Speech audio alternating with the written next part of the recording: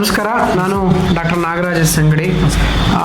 ಇವರಿಗೆ severe disc protrusion ಇದೆ. ಹಾಗೆ ಏನೇನು ಸಮಸ್ಯೆ ಇತ್ತು ಅಂತ ಅವರೇ ಹೇಳ್ತಾರೆ. ಹೇಳಿ, ನಿಮ್ಗೆ ಏನೇನು ಸಮಸ್ಯೆ ಇತ್ತು? ಸೊಂಟ ನೋವು ಭಾಳ ಇತ್ತು ಸರ್, ಬೆನ್ನು ನೋವು ಇತ್ತು.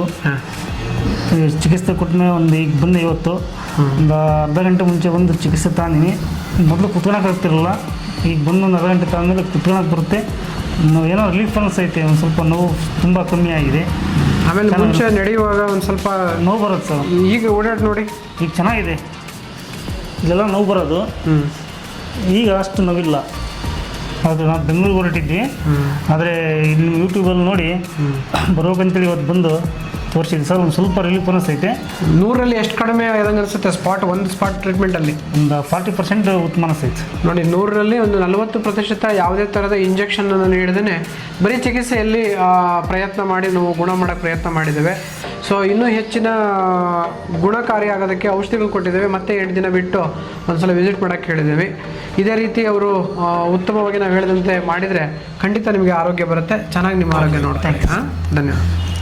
Generate by AI.